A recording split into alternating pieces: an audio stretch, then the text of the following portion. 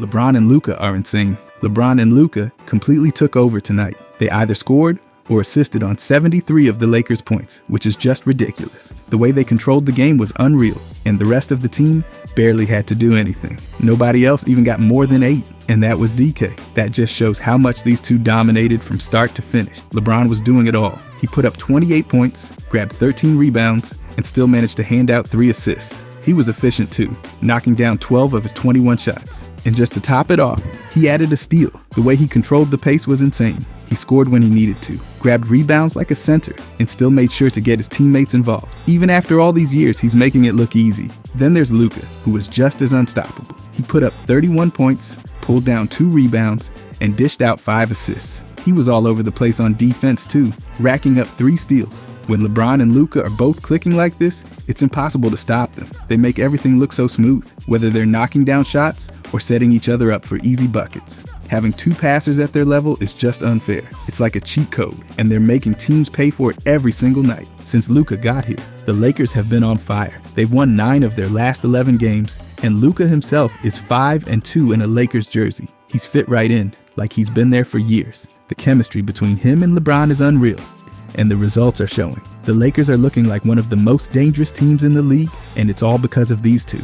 This game was close, but the Lakers found a way to get it done, winning 106-102. And of course, it was LeBron and Luka making sure of that. Every time the Clippers made a push, one of them had an answer. They just kept finding ways to put the Lakers back in control. And that's exactly why they're so dangerous. They're not just putting up big numbers, they're making sure those numbers lead to wins. But the duo has been crazy so far, and I want to talk about their stats. And when you combine them, how crazy they are together. Let's start with what the duo is known for. Passing. Just looking at the passing numbers, it's almost ridiculous how much control they have over the game. Luka's ball handling ranks better than 97% of the league. That means only 3% of all NBA players are even in the same conversation as him when it comes to controlling the ball. Now LeBron, he's on a whole different level. His ball handling ranks better than 99% of players. That means there's basically nobody in the league better than him at keeping the ball on a string while creating plays. And now these two are on the same team, feeding off each other's playmaking. That's a problem for everybody else in the league. Luka is averaging 7.6 assists per game, which is already elite, but it's not just about the number itself, it's the impact behind it. Those assists are directly leading to 18.3 points per game for his teammates. To put that into perspective, that's more than half of what some teams get from their entire bench rotation. Luka isn't just passing for the sake of passing, he's setting up teammates to score efficiently, turning every possession into an easy bucket for somebody else. Now, let's talk about LeBron. He's averaging 8.7 assists per game, which is even higher than Luka's, and his passing is directly creating 20.6 points per game. That's an entire role player scoring production.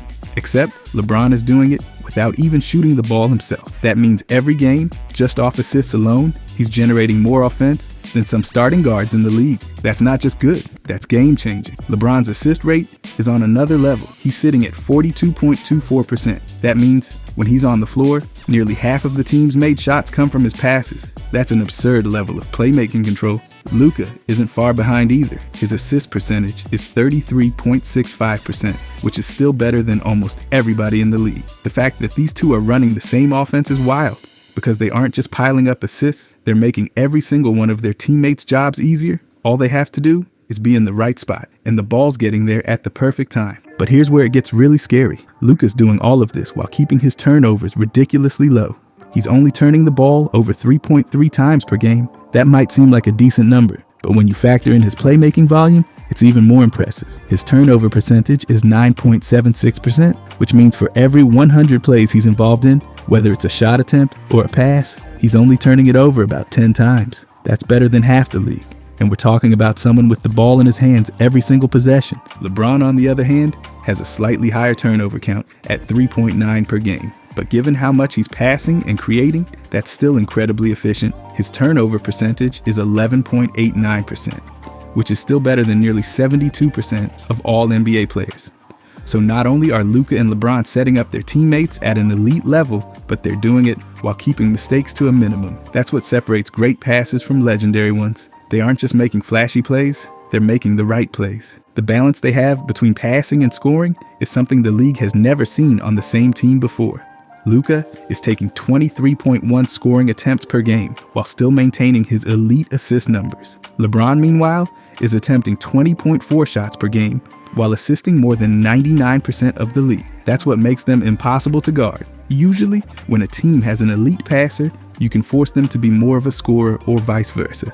With Luka and LeBron, that strategy doesn't work. If you try to take away their passing, they can score at will. If you try to limit their scoring, they'll just find teammates over and over. By the way, if you guys enjoy these deep dives, I'll be posting every day during this season. I genuinely appreciate if you could subscribe. Thanks. Anyways, the duo. The craziest part? They're doing all of this while being two of the best ball handlers in the league. Luka's ability to control the ball ranks better than 97% of all players. That means almost nobody can pressure him into mistakes or force him into bad decisions. LeBron's ball handling is at 99%, meaning he's literally in the top 1% of all players in terms of controlling the ball. That's unheard of. They don't just pass well, they dictate every possession from start to finish. Every movement, every decision, every play runs through them. This isn't a normal superstar pairing. Usually, when two stars come together, one of them has to take a step back in playmaking to let the other run the show. That's not happening here. Luka and LeBron are both capable of running an entire offense on their own, and now they're doing it together. That's why this is so unfair.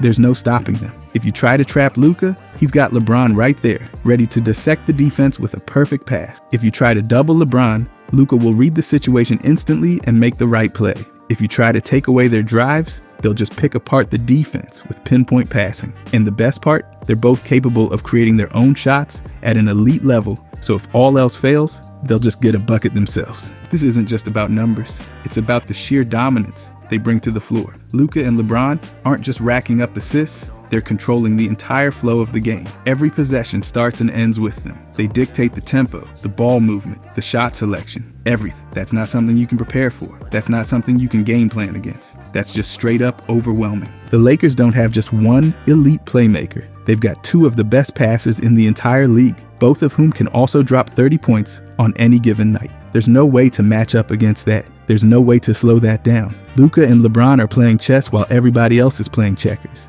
And that's what makes this so unfair. And the thing is, even though neither of them are centers, they're both elite rebounders. That's not supposed to happen. Most teams are lucky to have one player who crashes the glass at an elite level. But the Lakers have two, and neither of them are traditional big men. They're doing all this while also running the offense, which makes it even more ridiculous. Luka is pulling down 8.6 rebounds per game, ranking better than 85% of all players. That's not just good for a guard, it's elite for any player at any position. When people think of dominant rebounders, they think of 7-foot centers, but Luka is out there grabbing boards at a higher rate than most of them. He's not just snagging a few here and there, he's making sure the Lakers control possession every time a shot goes up. He's ending plays on defense and creating second chances on offense. LeBron isn't far behind. He's averaging 8 rebounds per game, ranking better than 82% of the league. That alone is absurd for someone in his role. Most wings and forwards don't rebound at this level, let alone a player who's also responsible for running the entire offense. But that's what makes LeBron different. He's been dominating every aspect of the game for decades, and now he's still out-rebounding players who are taller and stronger. Luka's dominance on the glass is even clearer when you look at his defensive rebounding. He's pulling down 7.8 defensive rebounds per game, ranking better than 89% of all players. That means when the opposing team misses a shot, there's almost no chance they're getting a second opportunity. His defensive rebound percentage, 20.95%. That means when he's on the floor, he's securing over 1/5 of all available defensive rebounds. That's not just good, that's dominant. LeBron, once again, is right there with him. He's grabbing 7 defensive rebounds per game, ranking better than 85% of the league. His defensive rebound percentage, 19.42%. That's another guy who's cleaning the glass at an elite level. When you've got 2 players securing defensive boards like this, second chance points for the other team almost don't exist. They're ending possessions before the offense even has a chance to fight for a putback. That's a luxury most teams just don't have. And here's the thing, it's not just defensive rebound. Luka and LeBron aren't just securing misses, they're also getting on the offensive glass and creating extra possessions. Luka is pulling down 0.9 offensive rebounds per game. It might not sound like much, but his offensive rebound percentage is 2.42%, ranking better than 27% of all players. That means when the Lakers miss a shot, Luka is still fighting. To extend the possession, LeBron is doing the same thing, but at an even higher level. He's averaging 1 offensive rebound per game with an offensive rebound percentage of 2.96%, ranking better than 37% of all players. So not only are the Lakers securing defensive rebounds at an elite level, but they're also extending possessions on the other end. That's a nightmare for opposing teams. It means even when they manage to force a miss, they still might not get the ball back. That's why having both of them on the same team is just unfair. Most teams rely on their centers and power forwards to handle rebounding, but the Lakers have 2 playmakers who also rebound better than almost everybody else. That's not normal. Luka is better at defensive rebounding than 89% of the league. LeBron is better than 85%. Luka is better at total rebounding than 85% of the league. LeBron is better than 82%. These numbers don't make sense for 2 guys who are also setting up their teammates for 20 to 25 points per game just off assists. This isn't a case of one guy carrying the load while the other fills in the gaps. Both of them are doing everything. They're running the offense, finding open teammates, scoring when needed, and now they're controlling the glass on both ends of the floor. There's no weak spot to attack. If the other team misses a shot, Luka or LeBron is probably grabbing the rebound and starting the next possession before anyone even has time to react. The best part? They're doing this while playing alongside other great rebounders. Most players would see their numbers dip, playing next to dominant big men who control the glass, but not these 2. Their ability to track the ball, position themselves, and make sure the Lakers always have possession is on another level. Luka is grabbing defensive boards better than almost 90% of the league, and LeBron is right behind him. Even when the Lakers don't need extra rebounding, they still have it. This is exactly what makes them impossible to game plan against. Teams can try to take away their passing. They can try to slow down their scoring. But what do you do when they're also out-rebounding your entire front court? You can't win a game if you don't have the ball. And Luka and LeBron are making sure the other team gets as few possessions as possible. Most elite passers don't rebound at this level. Most elite rebounders don't pass at this level. Most teams don't even have one player who can do both. The Lakers have 2. And the thing is, they can still score while doing all this. Most teams are lucky to have one elite scorer, but the Lakers have 2. And they're both putting up points at an insane level. Not only are they scoring a ton, but they're doing it efficiently. There's no easy way to stop them because they can get buckets from anywhere on the floor. When one of them gets hot, it's already a problem. But when both are locked in, that's just impossible to deal with. Luka is averaging 26.3 points per game, which is better than 98% of players in the entire league. That means only a handful of guys are scoring more than him. But what makes him so dangerous is that he can score in so many different ways. He's hitting threes, finishing at the rim, knocking down mid-range shots, and getting to the free throw line at an elite rate. Defenders can't force him into one specific shot because he's comfortable from everywhere. LeBron is right there with him, putting up 24.9 points per game, ranking better than 97% of players. He's still an elite scorer even after playing for so many years. And what's crazy is how efficient he is. A lot of players can put up points, but they need a ton of shots to do it. LeBron isn't just scoring a lot, he's doing it while making a ridiculous percentage of his attempts. Luka's efficiency is solid. His effective field goal percentage is 52.1%, which is better than 46% of players. That means he's making over half of his shots when you account for the extra value of 3-pointers. His ability to mix scoring inside and outside makes him unpredictable. Some guys are elite shooters, but struggle inside, while others dominate the paint, but can't hit threes. Luka does both at a high level, which makes defending him a nightmare. LeBron is even more efficient. His effective field goal percentage is 58.3%, ranking better than 78% of players. That means he's making nearly 60% of his shots despite taking a high number of attempts. He's getting 1.2 points per field goal attempt, which is just absurd. Most players who take a lot of shots start to lose efficiency, but LeBron isn't just maintaining his efficiency. He's putting up elite numbers while taking a ton of shots. Luka's true shooting percentage is 56.7%, ranking better than 56% of players. That means when you factor in free throws and 3-pointers, he's scoring efficiently compared to most of the league. He's putting up 1.1 points per scoring attempt, which is exactly where elite scorers should be. He's taking 20.4 shots per game and getting to the free throw line 6.6 times per game. That ability to get to the line is a huge part of what makes him so tough to stop. If defenders play too aggressively, he'll draw contact and get easy points at the stripe. If they back off, he'll knock down jumpers. LeBron's true shooting percentage is even better at 61%, which is better than 80% of players. That means when you factor in everything, field goals, 3-pointers, and free throws, He's scoring at one of the most efficient rates in the entire league.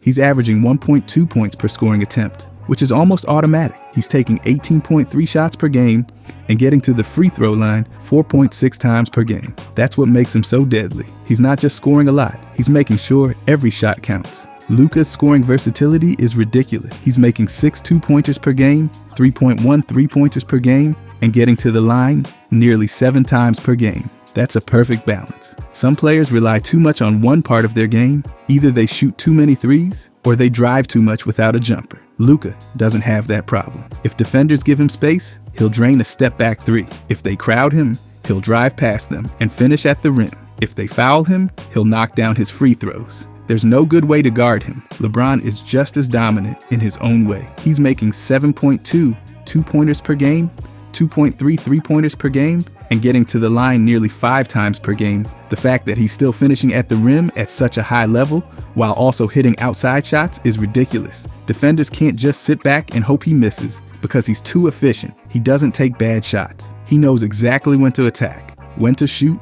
and when to draw contact. Luka takes 20.4 field goal attempts per game. That's a high number, but it makes sense for a player with his scoring ability. He's creating his own shot almost every time, whether it's in isolation, off the dribble, or coming off a screen. There aren't many players in the league who can handle that many shot attempts and still maintain efficiency. Luka does it with ease. LeBron is taking 18.3 shots per game, and his efficiency is even higher. That's what makes him so dangerous. He's scoring almost as much as Luka while taking fewer shots. Most players who take nearly 20 shots a game start to force looks, but LeBron doesn't need to. He picks his spots perfectly, which is why his percentages are so high. Defenders can't gamble on him missing because he rarely takes bad shots. This is why having them on the same team is so unfair. Most teams have one elite scorer, and their entire offense is built around making sure that player gets good looks. The Lakers have 2 guys who can create their own shot at any time, and they don't need any help to do it. Luka and LeBron don't rely on teammates to set them up. They get their own buckets whenever they want. And the craziest part, they're doing this against every type of defense. Some players only thrive in certain matchups, but not these two. If teams switch smaller defenders onto them, they take advantage of the mismatch. If they throw bigger defenders at them, they use speed and skill to break them down. If teams try to send help, it doesn't matter because they can score through contact. There's no single way to stop them. Most elite scorers don't maintain efficiency like this. Most efficient scorers don't take as many shots as they do. Most teams don't even have one player who can do both. The Lakers have 2. And the thing is, Luka and LeBron having this level of usage on the same team is just unfair. Most teams have one player who dominates possessions and controls everything, but the Lakers have 2, and both of them are among the highest usage players in the entire league. That means nearly every offensive possession runs through one of them. There's no way for opposing teams to catch a break when one is constantly attacking while the other is right there to take over at any moment.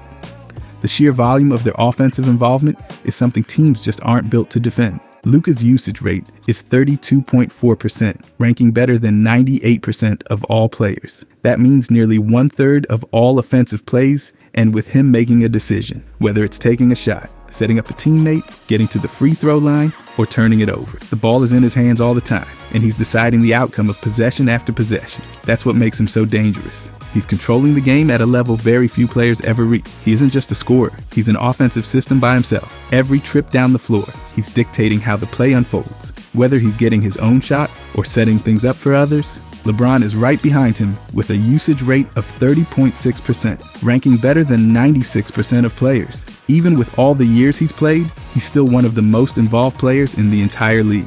Most guys see their usage drop as they get older, but LeBron is still running the show at an elite level. That's what makes this so unfair. The Lakers have 2 players who could easily be the #1 offensive engine on any other team, and they're doing it together. He's playing just as many possessions as he always has, and he's still making every single one of them count. Luka is taking 20.4 field goal attempts per game, 6.6 free throw attempts, dishing out 7.6 assists, and turning the ball over 3.3 times per game. That's a ton of offensive actions. He's playing 72.3 possessions per game, meaning he's directly involved in a massive percentage of everything happening on offense. Most players don't have that level of involvement unless they're a primary ball handler, and Luka is taking that role to the extreme. Every play runs through him, whether he's scoring, passing, or drawing contact. When he's on the floor, the offense is his to control. and he thrives in that role. LeBron is taking 18.3 shots per game, getting to the line 4.6 times, handing out 8.7 assists,